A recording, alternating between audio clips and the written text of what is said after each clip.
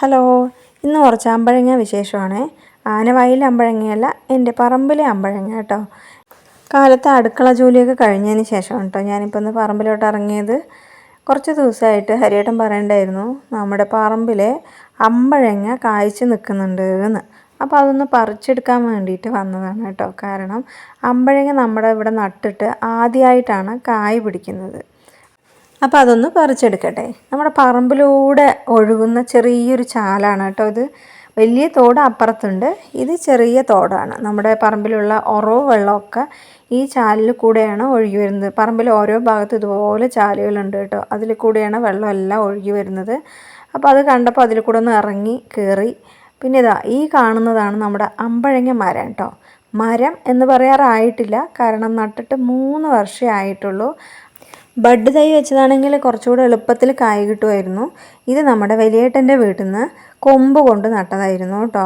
അപ്പോൾ ഇതിന് വലിയ കാര്യമായിട്ടുള്ള പരിചരണമൊന്നും കൊടുത്തില്ല. പറമ്പിൻ്റെ ഒരു മൂലയ്ക്ക് കൊണ്ട് വെച്ചതായിരുന്നു, കായ്ക്കുകയാണെങ്കിൽ കായ്ച്ചോട്ടെ എന്ന് വിചാരിച്ചിട്ട്.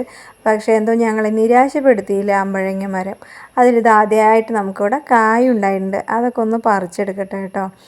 പറമ്പിൽ മൊത്തം പുല്ലും ചെടിയും കയറിയിരിക്കുകയാണ് കേട്ടോ. ഈ ഭാഗത്ത് നമ്മൾ പുല്ലൊന്നും വിട്ടിട്ടില്ല.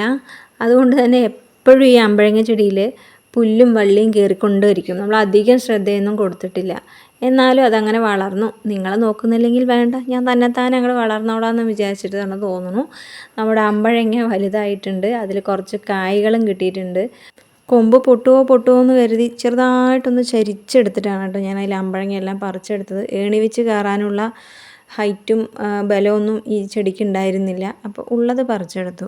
വളരെ കുറച്ചെണ്ണേ കിട്ടിയുള്ളൂ. എന്നിരുന്നാലും സാരമില്ല, നമ്മുടെ വീട്ടിൽ കുറച്ചാണെങ്കിലും 4 എണ്ണം ആണെങ്കിലും നമുക്കതൊരു സന്തോഷം തരും അല്ലേ. അപ്പോൾ ഇതാണ് ആകെ കിട്ടിയ അമ്പഴങ്ങ കേട്ടോ. അടുത്ത വർഷമാകുമ്പോൾ കുറച്ചുകൂടെ കൂടുതൽ കിട്ടുമെന്ന് വിചാരിക്കണം. ഒരു 13 എണ്ണം ഉണ്ടായിരുന്നു ഞാൻ എണ്ണി നോക്കിയപ്പോൾ കേട്ടോ. അപ്പോൾ നിങ്ങൾ വിചാരിക്കുന്നുണ്ടാവും, ഈ ഒരു 13 അമ്പഴങ്ങയ്ക്ക് വേണ്ടിയിട്ടാണോ ഇത്രയും വലിയ വീഡിയോ ഒക്കെ ഇടുന്നതെന്ന്. എന്നാലും നമുക്കതൊരു സന്തോഷം, അത് നിങ്ങളുമായിട്ടൊന്ന് പങ്കുവയ്ക്കാമെന്ന് കരുതിയിട്ട് ഈ ഒരു വീഡിയോ ഇട്ടതാണ്. അപ്പോൾ അവിടെ നിന്ന് കുറച്ച് തേങ്ങയൊക്കെ താഴെ വീണിട്ടുണ്ടായിരുന്നു, അതൊക്കെ ഞാൻ ചാലിൻ്റെ അപ്പുറത്ത് വിട്ടിട്ടുണ്ടായിരുന്നു കേട്ടോ.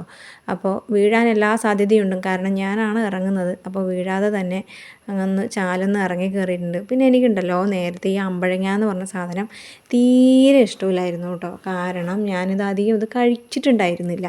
പണ്ട് ഞാൻ ചെറുതായിരിക്കുന്ന സമയത്ത് എൻ്റെ തറവാട് വീടിൻ്റെ മുൻവശത്ത് ഒരു സുമാരമാമൻ്റെ വീടുണ്ടേ. ആ സുമാരമാമൻ്റെ വീടിൻ്റെ തെക്കേ മൂലയിൽ ഒരു വലിയൊരു അമ്പഴങ്ങ മരം ഉണ്ടായിരുന്നു. ആ അമ്പഴങ്ങ മരത്തിൽ ധാരാളം കായ്കളും ഉണ്ടായിരുന്നു കേട്ടോ. അപ്പോൾ നമ്മളിങ്ങനെ കുട്ടികൾ കളിക്കാൻ പോകുമ്പോൾ അതിൻ്റെ മൂത്തതും പഴുത്തതൊക്കെ താഴെ വീണ് കിടക്കുമല്ലോ. അപ്പോൾ ആ താഴെ വീഴുന്നത് എടുത്തിട്ട് ഒന്ന് ഞാൻ കഴിച്ചു നോക്കി. പിള്ളേരൊക്കെ ഭയങ്കര ആഗ്രഹത്തോടെ സന്തോഷത്തോടെ കഴിക്കുന്നത് കണ്ടപ്പോൾ ഞാനും അതൊന്ന് കഴിച്ചു നോക്കി. ആ കഴിച്ചു നോക്കിയപ്പോൾ നമുക്കറിയാമല്ലോ മൂത്ത അമ്പഴങ്ങൻ്റെ അവസ്ഥ എന്തായിരിക്കുന്നു. അതങ്ങനെ ചകിരി പോലെ ഉണ്ടായിരുന്നു. പിന്നെ കിട്ടിയത് പഴുത്തതായിരുന്നു. പഴുത്തതിൻ്റെ ടേസ്റ്റ് എനിക്ക് ഒട്ടും ഇഷ്ടമായില്ല. അതോടുകൂടി അമ്പഴങ്ങ തീറ്റ നിർത്തി കേട്ടോ. ഒരു 3-4 വർഷത്തിൻ്റെ മുന്നേ വരെ ഞാൻ പിന്നെ അമ്പഴങ്ങ കഴിച്ചിട്ടേ ഇല്ല. മാർക്കറ്റിലൊക്കെ പോകുമ്പോൾ അവിടെയൊക്കെ വിൽക്കാൻ വെച്ചിട്ടുണ്ടാവും. അപ്പോൾ ഒരു പുച്ഛഭാവമാണ്, ഈ അമ്പഴങ്ങ ആർക്ക് വേണമെന്ന്.